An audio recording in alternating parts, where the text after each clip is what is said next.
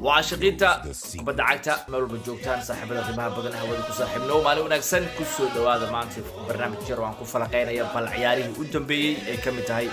Champions League oo jooga sama finalka cida aad doonta Istanbul oo aan si qaada dhigi doono bal fikirkaaga adigana hoos commentiga noogu reeb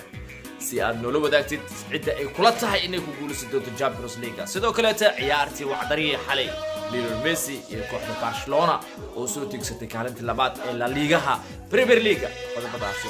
kale ayaa barnaamijku daawan doontaan saaxiibayaal waxaan sidoo kale saaxiibayaal ku soo qaadan doonaa labada ciyaaryahan ee reer Brazil ee qaranka Brazil ka tirsan isla markaana wadajir loogu magacaabo ama loogu daray liiska loo magacaabo ciyaaryahanka ugu fiican markaas isbuuca ee Champions League barnaamijkeena ayuu ka mid yahay ku soo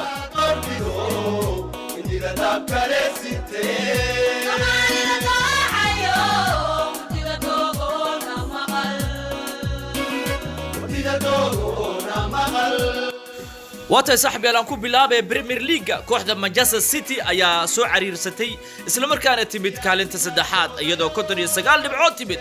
66 dhibcood waxa iskala Man United waa Red Devils 77 dhibcoodna Man City ayaa ku hogaaminaysa Premier League macalinka Man City waa macalin Pep Guardiola ayaana 11 dhibcood ku hogaaminaya Premier League la arki doona cid ku guuleysata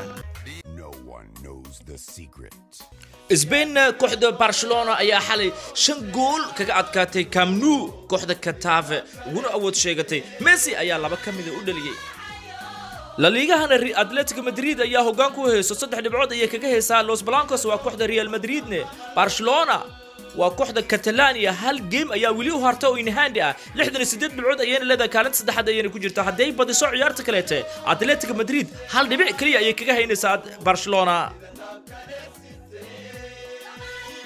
UEFA Champions League waxa sama final jooga kooxda Paris Saint-Germain iyo Man City Real Madrid iyo Chelsea yay kula tahay inay ku guuleysan doonto Istanbul tagi doonto finalka bal committee noogu reeb No one knows the secret Wata Champions League ciyaaryahanka week ugu wanaagsan ayaa laba kamid ah kooxda qaranka Brazil waa Neymar Jr iyo Casemiro ayaa musharaxiinta ka muuqdeen isla markaasina waxa ku guuleystay oo qaatay ciyaaryahanka ugu wanaagsan وعيارياغا رير برازيل اسلا مركانا ديشها كوحدة PSG ولاعب كوريتي كاتالونيا هذا وصفت كوحدة PSG ماملوها ناصر الخليفي sidoo kale tan ciyaaryahan Casemiro ayaa player of the match ku guuleystay ciyaarta habeenkii ugu dambeysay Los Blancos waa kooxda Real Madrid ay ku soo bixisay Real Madrid ayaa 13 jeer isku xigtay Champions League ku guuleystay arki doonay hadii Istanbul ay mar kale luxi doonto واتن تصيب كسو قنودي برامج كيني فاقدات عياران تا وقت كل مدون وحنو دليها دماتين رمضان مبارك